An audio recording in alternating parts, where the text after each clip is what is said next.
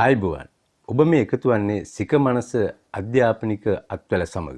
අද දවසේ සුවිශේෂ කාරණාවක් පිළිබඳව කතා කිරීමට බලාපොරොත්තු වන්නේ. විශේෂයෙන්ම ජාතික අධ්‍යාපන විද්‍යාපීඨවලට ශික්ෂණලාභීන් බඳවා ගැනීම 2020 පිළිබඳව උපදෙස් සංග්‍රහයක් අරගෙන සික මනසෙන් අප ඔබ වෙතට පැමිණෙනවා. ජාතික අධ්‍යාපන විද්‍යාපීඨයක 3 අවුරුදු පූර්ව සේවා ජාතික ශික්ෂණ විද්‍යා ඩිප්ලෝමා පාඨමාලාවක් හැදෑරීම සඳහා බඳවා ගැනීම පිණිස අවශ්‍ය අධ්‍යාපන සුදුසුකම් හා යෝග්‍යතාව සහිත අයදුම්කරුවන්ගෙන් අයදුම්පත් කැඳවුම් ලැබේ.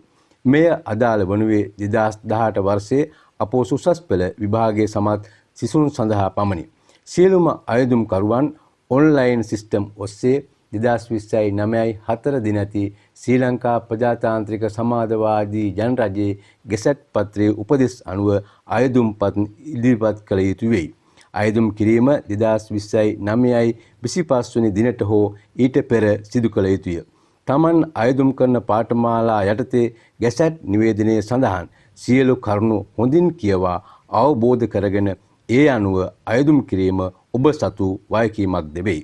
අයදුම් කිරීමට පෙර ගෙසට් නිවේදනයේ 14 යටතේ 14.1, 14.2, 14.3 සහ 14.4 යන වගුවල සඳහන් කර ඇති එක් එක් පාඨමාලාව සඳහා බඳවා ගනු ලබන අයදුම් කරුවන් සංඛ්‍යාව පිළිබඳ විශේෂ අවධානය යොමු කිරීම අයදුම් කරුවන් සතු වගකීමක් වශයෙන් සැලකේ. අයදුම් කිරීම සඳහා යෝග්‍යතාව සෑම අයදුම් කරුවෙකුම ශ්‍රී ලංකාවේ පුරවැසියෙකු විය යුතුය. විශිෂ්ට චරිතයකින්ද යහපත් කායික හා මානසික සෞඛ්‍යකින්ද යුක්ත විය යුතුය. 2020-1 දිනට වයස අවුරුදු 25ට නොවැඩි විය යුතුය. පූජ්‍ය පක්ෂයේ හෝ පූජක පක්ෂයේ අදාළ ආගමික පාඨමාලාවලට පමණක් අයදුම් කළ යුතු අතර එම අයදුම්කරුවන්ගේ වයස 2020-1 දිනට අවුරුදු 30 නොඉක්මිය යුතුය. සියලු අයදුම්කරුවන් අවිවාහක අයදුම්කරුවන් විය යුතුය. මූලික අධ්‍යාපන සුසුකම් 2018 වර්ෂයේදී පවත්වන ලද අපෝස උසස් පෙළ විභාගයේදී ප්‍රධාන විෂය 3කින් එකවර සමත් වීම. අයදුම්කරුවන් අපෝස සාමාන්‍ය පෙළ විභාගයේදී මාධ්‍ය භාෂාව සිංහල හෝ දෙමළ භාෂාව හා ගණිතය ඇතුළු විෂයන් 6කින් සමත්ව ඉන් විෂයන් 3කට සම්මාන සාමාර්ථය ලබා තිබීම අනිවාර්ය වේ. මෙම සුදුසුකම් දෙවරකදී සම්පූර්ණ කරන්නේ නම් විභාගයට පෙනී සිටි පළමු වාරයේදී මාධ්‍ය භාෂාව සිංහල භාෂාව හෝ දෙමළ භාෂාව ඇතුළුව විෂයන් 5කින් සමත් වීම සම්මාන සාමාර්ථ 3ක් ලබා තිබීම අනිවාර්ය වේ. අපෝස සාපෙළ විෂය නිර්දේශය යටතේ පහත සඳහන් විෂයේ සලකා ලබනු ලැබේ.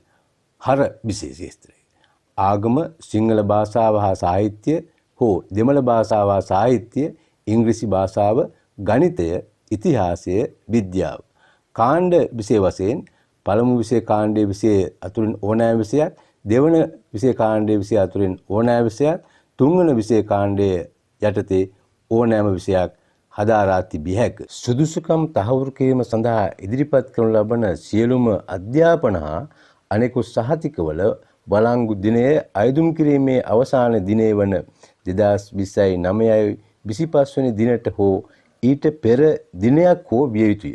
එක් එක් පාඨමාලාවට බඳවා ගැනීම සඳහා අදාළ වන අධ්‍යාපන සුසුකම් වෙනත් විශේෂ සුසුකම් පිළිබඳව සලකා බලමු. ප්‍රාථමික අධ්‍යාපන පාඨමාලාව සිංහල මාධ්‍ය. අපෝස උසස් පෙළ විභාගයේදී කලා විෂය ධාරාවෙන් පෙනී සිට සිංහල විෂය සහිතව විෂයන් 3ක් සමත් වී තිබිය යුතුයි. වගේම තමයි සාමාන්‍ය පෙළ විභාගයේදී සිංහල විෂය ගණිතය යන විෂයන් සඳහා සම්මාන සාමාර්ථ ඉංග්‍රීසි භාෂාවට සාමාන්‍ය සාමාර්ථයක් තිබිය යුතුයි. එසේම සිංහල භාෂාව රහිතව යම් විෂය ධාරාවක් හදාන ලද අයදුම්කරුවන්ටද මේ සඳහා අයදුම් කළ හැකියි. ඒ බව ගෙසට් නිවේදනයේ හොඳින් කියවා අවබෝධ කර ගැනීමෙන් ඔබට අයදුම්පත් ඉදිරිපත් කළ හැක. මීට අමතරව විද්‍යාව, ගණිතය, සමාජීය විද්‍යාව, බුද්ධ ධර්මය, හින්දු ධර්මය, ඉස්ලාම් ධර්මය, කතෝලික ධර්මය, ක්‍රිස්තියානි ධර්මය ආදී පාඨමාලාවන් සඳහා වෙන් වෙන් වශයෙන් අදාළ සුදුසුකම් අධ්‍යයනය කිරීමෙන් පසුව අයදුම්පත් යොමු කිරීම සිදු කළ යුතු වෙනවා. පළමු බස සිංහල පාඨමාලාව උසස් පෙළ විභාගයේදී සිංහල භාෂාව විෂයට අවම වශයෙන් සම්මාන සාමාර්ථයක් සහිතව විෂයන් 3කින් එකවර සමත් විය යුතුයි. සාමාන්‍ය පෙළ විභාගයේදී සිංහල භාෂාව සාහිත්‍යයට අවම වශයෙන් සම්මාන සාමාර්ථයක් සහිතව සමත් වෙලා තියෙනට ඕනේ. මෙම පාඨමාලාවට බඳවා ගන්නා ශික්ෂණලාභීන් පාඨමාලාව අධෑරීමෙන් පසුව ගුරුපත්වයෙන් ලබන්නේ සිංහල මාධ්‍ය පාසල්වල සිංහල විෂය ඉගැන්වීම සඳහා. ඒ වගේම තමයි පළමු බස දෙමළ පාඨමාලාව.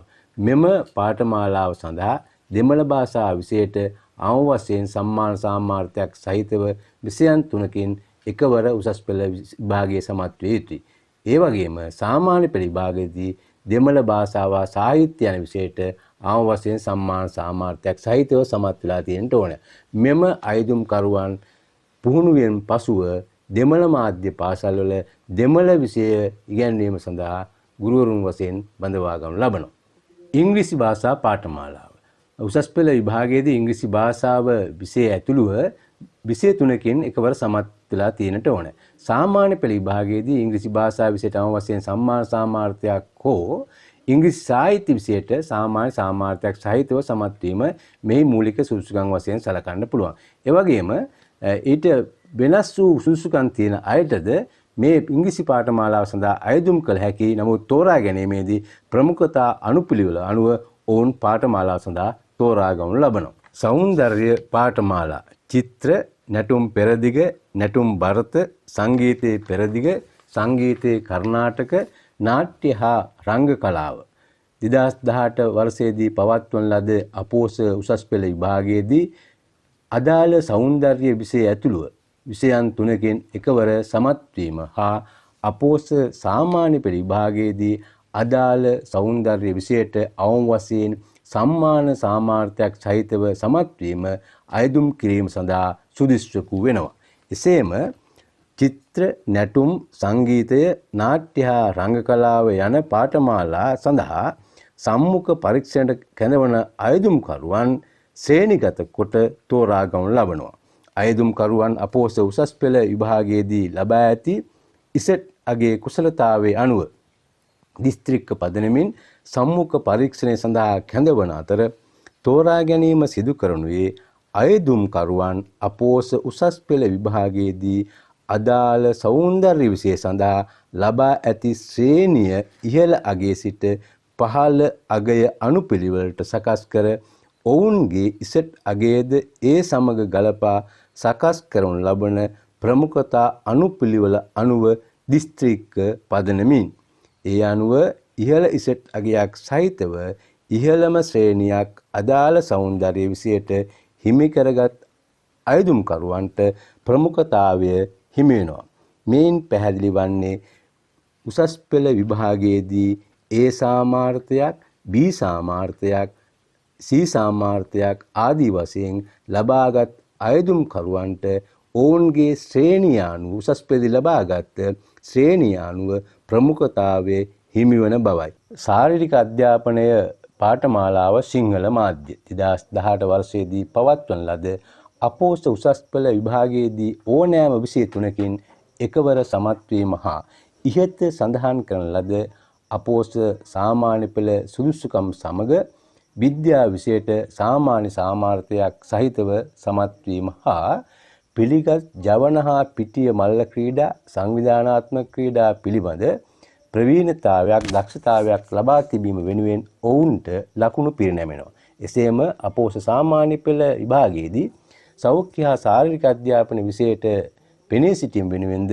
ලකුණු පිරිනැමෙනවා. මේ නිසා කුසලතා පදනම් කරගෙන බඳවා ගන්නා පාඨමාලාවක් බැවින් අයදුම් කිරීමේදී අයදුම්කරුවන් වඩාත් තම අවධානය යොමු කිරීම වැදගත් වෙනවා. ගෘහ ආර්ථික විද්‍යාව සිංහල මාධ්‍ය උසස් පෙළ විභාගයේදී ගෘහ ආර්ථික විද්‍යාව ඇතුළුව විෂයන් 3කින් එකවර සමත් වීම හා සාමාන්‍ය පෙළ විභාගයට අදාළ සුදුසුකම් සහිතව සාමාන්‍ය පෙළ විභාගයේදී විද්‍යා විෂයට සාමාන්‍ය සාමාර්ථයක් සහිතව සමත් වීම.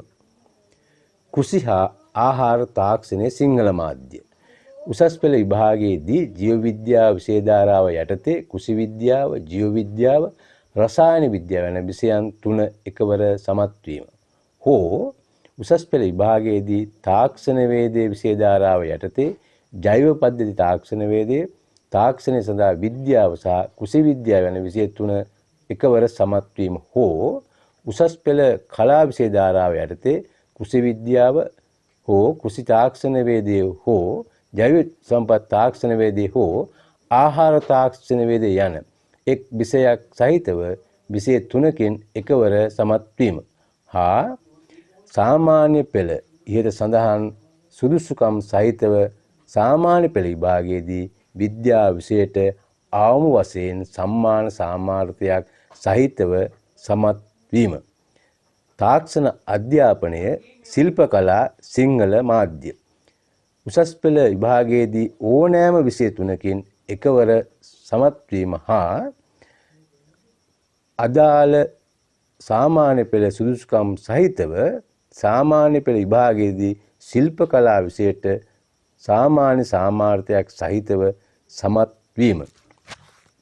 නිර්මාණකරණය හා ඉදිකිරීම් තාක්ෂණ වේදයේ සිංහල මාධ්‍ය නිර්මාණකරණය හා යාන්ත්‍රික තාක්ෂණ වේදයේ සිංහල මාධ්‍ය නිර්මාණකරණය හා විදුලි හා ඉලෙක්ට්‍රොනික තාක්ෂණ වේදයේ සිංහල මාධ්‍ය 2018 වර්ෂයේදී පවත්වන ලද අපෝස උසස් පෙළ විභාගයේදී ඉංජිනේරු තාක්ෂණ වේදයේ තාක්ෂණ වේදයේ සඳහා විද්‍යාව සහ තාක්ෂණ වේදයේ විෂය ධාරාව සඳහා දෙවන විෂය ලෙස අනුමත විෂයන්ගෙන් එක් විෂයක් ඇතුළුව විෂයන් 3කින් එකවර සමත් වීම හෝ 2018 වර්ෂයේදී පවත්වන ලද අපෝස උසස් පෙළ විභාගයේදී දෘಢ තාක්ෂණ වේදයට අයත් සිවිල් තාක්ෂණ වේදයේ යාන්ත්‍රික තාක්ෂණ වේදයේ විදුලිය ඉලෙක්ට්‍රොනික හා තොරතුරු තාක්ෂණ වේදයේ යන විෂයන්ගෙන් එක් විෂයක් ඇතුළුව විෂය 3කින් එකවර සමත් වීම හා අදාළ සාමාන්‍ය පෙළ සුදුසුකම් සහිතව විභාගය සමත් වීම. දෙවන බස සිංහල උසස් පෙළ විභාගයේදී සිංහල භාෂා විෂයට අවම වශයෙන් සම්මාන සාමාර්ථයක් සහිතව විෂය 3කින් එකවර සමත් වීම හා අපෝස සාමාන්‍ය පෙළ අදාළ සුදුසුකම් සහිතව අපෝස සාපෙළ විභාගයේදී සිංහල භාෂාව සාහිත්‍ය විෂයට අවම වශයෙන් සම්මාන සාමාර්ථයක් සහිතව සමත් වීම මේ සඳහා අදාළ සුදුසුකම් වෙනවා. එසේම සම්මුඛ පරීක්ෂණයෙන් පස්සේ මෙම පාඨමාලාවට බඳවා ගැනීම අපෝස සාපෙළ විභාගයේදී දෙවන බස දෙමළ විෂය හෝ රාජ්‍ය භාෂා දෙපාර්තමේන්තුවේ දෙවන භාෂාව දෙමළ උසස් පාඨමාලාව හෝ අපෝස සාපෙළ විභාගයේදී වෛකල්පික දෙමළ භාෂාව විෂය හෝ සමත් අයදුම්කරුවන්ට අනුපිළිවෙලින් ප්‍රමුඛතාවයේ හිමිවන පරිදි ඉසෙට් අගයේ අනුපිළිවෙලට සිදු කෙරෙනවා. විශේෂයෙන්ම මෙම පාඨමාලාව හදාරන ශික්ෂණලාභීන් පාඨමාලාවෙන් පසු ගුරුපත්වීම් ලැබ දෙමළ මාධ්‍ය පාසලක සේවය කිරීමට එකඟ වන්නට ඕන. ඔවුන්ට සිදුවන්නේ දෙමළ මාධ්‍යයෙන් අධ්‍යාපනය හදාරන දරුවන්ට සිංහල භාෂාව ඉගැන්වීමටයි. විශේෂ අධ්‍යාපන පාඨමාලාව සිංහල මාධ්‍ය උසස් පෙළ විභාගයේදී ඕනෑ විෂය 3කින් එකවර සමත් වීම හා අපෝස සාමාන්‍ය පෙළ විභාගයේදී අදාළ සුදුසුකම් සම්පූර්ණ කර තිබීම.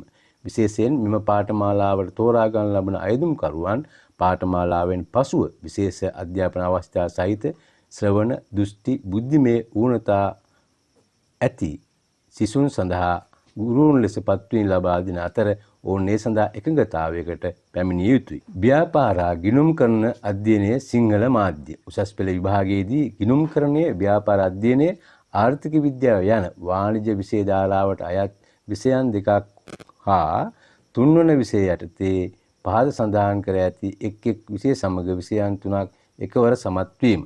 ව්‍යාපාර සංඛ්‍යානය, භූගෝල විද්‍යාව, දේශපාලන විද්‍යාව, ඉතිහාසය, තර්ක ශාස්ත්‍රය සහ විද්‍යාත්මක ක්‍රමය, ඉංග්‍රීසි, ජර්මන්, ප්‍රංශ, කෘෂි විද්‍යාව, සංයුක්ත ගණිතය හෝ ගණිතය, තොරතුරු හා සංනිවේදන තාක්ෂණය, භෞතික විද්‍යාව හා සාමාන්‍ය පෙළ විභාගයට දාලා සුදුසුකම් සහිතව අපෝ සාමාන්‍ය පෙළ විභාගයේදී ව්‍යාපාර ගිණුම් කරන අධ්‍යයනය හෝ ව්‍යවසායකත්ව අධ්‍යයනය යන විෂයන්ගෙන් එක් විෂයකට අවම වශයෙන් සම්මාන සාමාර්ථයක් සහිතව සමත් වීම. මේ අනුව උසස් පෙළ වාණිජ්‍ය විෂය ධාරාව යටතේ අධ්‍යාපනය හැදෑරූ දරුවන්ට මේ සඳහා අයදුම් කළ හැකියි. ඊළඟට අපි අයදුම්පත් යොමු කිරීමේදී ඔබට වැදගත් වන කරුණු කීපයක් පිළිබඳව සාකච්ඡා කරමු.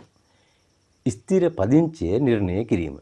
දිස්ත්‍රික්ක පදනමින් බඳවා ගැනීමේදී අයදුම්කරු ඉල්ලුම් කරනු ලබන දිස්ත්‍රික්කය වන්නේ අයදුම්කරු පළමු වරට අපෝස උසස් පෙළ විභාගයට පෙනී සිටි වර්ෂය හා ඊට පූර්වාසන්න වර්ෂ දෙකෙහි ස්ථීරව පදිංචි සිටි දිස්ත්‍රික්කයයි. ඒ කියන්නේ ඔබ 2018 2017 2017 ස්ථීරවම පදිංචි සිටි දිස්ත්‍රික්කය ඔබේ දිස්ත්‍රික්කය වශයෙන් සැලකනවා.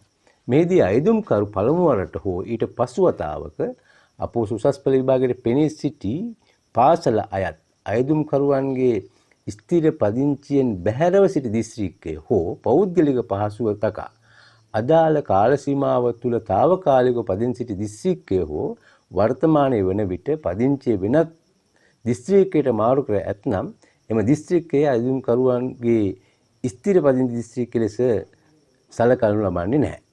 ඒ වගේම පළාත් කුසලතාවයේ සලකා බැලීමේදී අයදුම්කරු පළමු වරට උසස් පෙළ විභාගයට පෙනී සිටි වර්ෂය හා ඊට පූර්වාසන්න වර්ෂ දෙකෙහි අයදුම්කරු ස්ථීරව පදිංචිව සිටි පළාත අයදුම් කරනු ලබන පළාත්සේ සලකනු ලබනවා. සෑම අයදුම්කරුවෙකුම තම ස්ථිර පදිංචි සනාථ කිරීම සඳහා පහත ක්‍රමවේදයන් යටත්ව සනාථ කළ යුතු වෙනවා. එක පළවෙනි කාරණේ තමයි බඳවා ගැනීමේ පදනමට අදාළව අයදුම්කරුවන් විසින් තම ස්ථිර පදිංචිය ඡන්දෙහි නාම ලේඛන දත්ත මගින් සනාථ කළ යුතු වෙනවා. ඒ වගේම අයදුම්කරුවන් වයස් සම්පූර්ණ නොවීම නිසා ඡන්දෙහි නාම ලේඛනයේ ලියාපදිංචි වීමට නොහැකි වූ අවස්ථාවක අදාළ වර්ෂයන් සඳහා දෙමාපියන්ගේ නම ඇතුළත් ඡන්දෙහි නාම ලේඛන දත්ත මගින් ස්ථිර පදිංචිය සනාථ කරන්න පුළුවන්.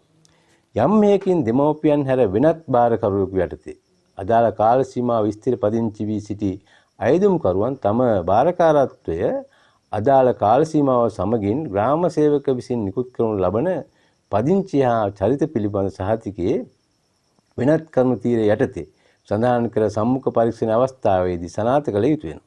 එෙහිදී අයදුම්කරුවන්ගේ ඡන්දය නොමැති වර්ෂ සඳහා භාරකරුගේ ඡන්දෙහි නාම ලේඛන දත්ත මගින් පදිංචිය සනාථ කළ හැකි.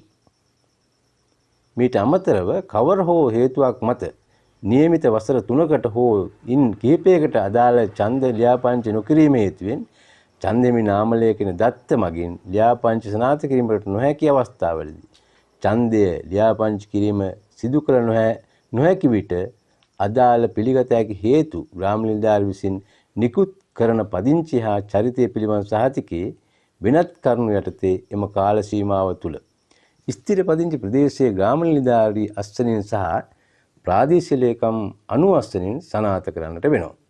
ඡන්දය ලියාපදිංචි නොකිරීම හේතුවෙන් වසර 1කට හෝ 2කට අදාළව පමණක් ඡන්දෙහි නාම ලේඛන දත්ත පවතින අවස්ථාවේදී ඉතිරි වසර සඳහා පිළිගත හැකි වෙනත් ලේඛන වලින් පදිංචි සනාථ කළ යුතු වෙනවා. උදාහරණයක් හැටියට ග්‍රාම නිලධාරී සහතිකයේ පුද්ගලයන් ලියාපදිංචි කිරීමේ සහ දෙපාර්තමේන්තුවේ හැඳුනුම්පතෙහි ලිපිනේ වැනි දෙයකින් ඔබේ පදිංචිය සනාථ කරන්නට පුළුවන්.